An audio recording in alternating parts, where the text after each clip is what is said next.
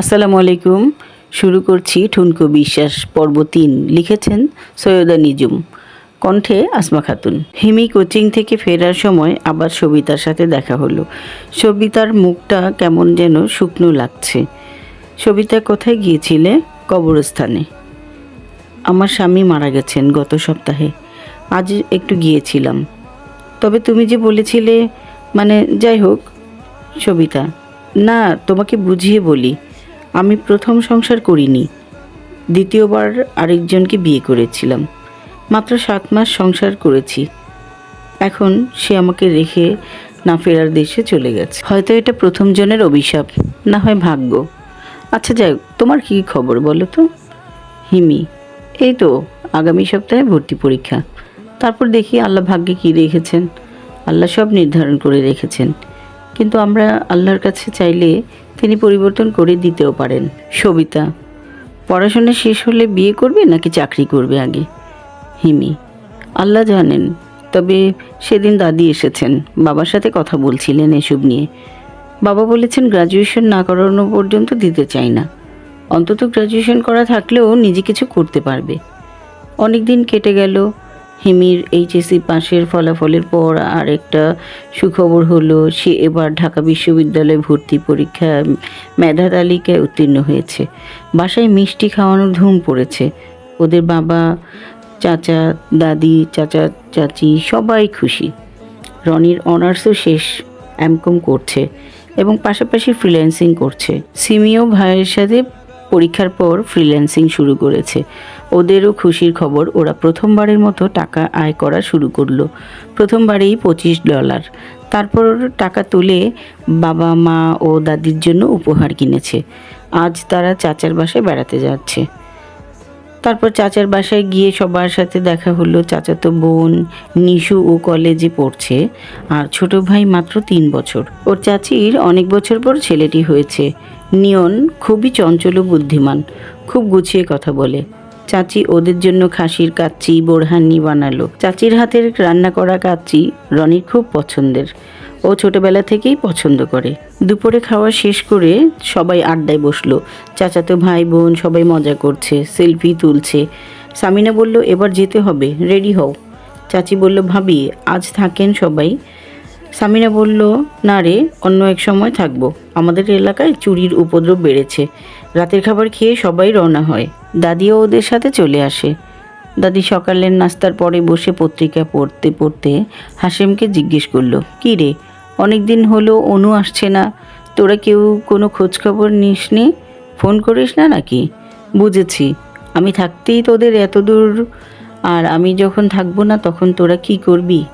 রনির বাবা বলল, না মা, তুমি তো জানো কত ঝামেলার মধ্যে ছিলাম, তাই ফোন করতে পারিনি। আজই ফোন করব। সামনের সপ্তাহে ওদের আসতে বলি। মা বললেন, এখন না, ওর বাচ্চাদের পরীক্ষা শেষ হলে আসতে বলিস, কয়েকদিন থেকে যাবে। আচ্ছা মা, বললেন হাশেম। রনি বাবারা তাকে ডেকে ওষুধ আনতে বললেন।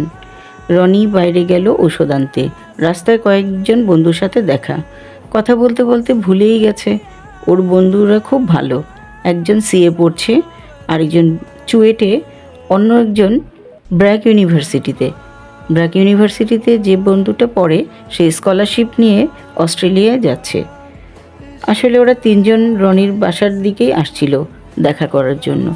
রনি বলল, চল না বাসায়, বাবা মা শুনে খুব খুশি হবেন। অবশ্যই, বাসায় আসছিলাম। রনি বলল, মা দেখো কাদের নিয়ে এসেছি। ওদের মা দেখে বলল, হ্যাঁ রে, তোরা কেমন আছিস? বড় হয়ে মাকে ভুলে গেলে কি হয়? সবাই একসাথে বলে উঠল, না আন্টি, জানেন তো এক একজন এক এক জায়গায়, একসাথে হতে গেলে সময়ই মিলে না। যাই হোক আন্টি, আমার ভিসা ও টিকিট রেডি, সামনের সপ্তাহে অস্ট্রেলিয়াতে যাচ্ছি স্কলারশিপ নিয়ে। আমার জন্য দোয়া করবেন। আঙ্কেল কোথায়? ওর বাবা বলল, এই তো বাবা, শুনে বুকটা ভরে গেল। বাবা, তোমার উজ্জ্বল ভবিষ্যৎ কামনা করছি।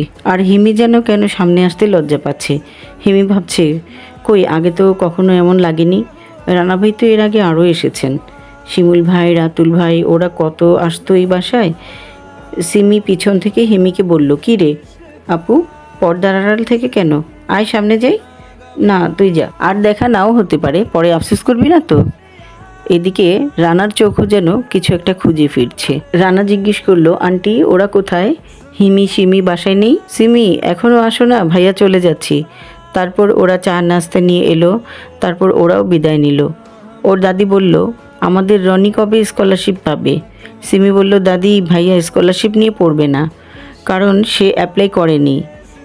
কিন্তু দাদি ধৈর্যহারা হবেন না, এমনও তো হতে পারে আমরা যে কোম্পানির আন্ডারে কাজ করছি তাদের মাধ্যমে ভাইয়া যেতে পারে। কিছুদিন পরের কথা, ওরা এবার $150 পেল। রনি বলল, এবার আমরা দাদির জন্য কিছু একটা কিনবো, বোনদের জন্য উপহার কিনবো, কিছু বইও কিনতে হবে। দরজায় কে যেন বেল চাপছে। দেখ তো সিমি। সিমি বলল, যাচ্ছি মা। দরজা খুলতেই অবাক হলো। ও ফুপি, জড়িয়ে ধরলো। তুমি কেমন আছো? ভিতরে আসো। সবাই তাদের সাদরে গ্রহণ করলো। হাসেম বোনকে দেখে খুব খুশি। অফিসে চলে যায় সে। এদিকে দুপুরে তারা একসাথে খাওয়া দাওয়া শেষ করে। ফুপির ছোট বাবুটা দেখতে খুবই কিউট। হিমিরও ভার্সিটি থেকে আসতে দেরি হলো, রাস্তায় খুব যানজট ছিল। অনুর এক ছেলে নিয়ন, ওর বয়স 5 বছর এবং মেয়ের বয়স 7 মাস। ওর নাম নিতু। সিমির বেশ ভালো সময় কাটছে ওদের সাথে।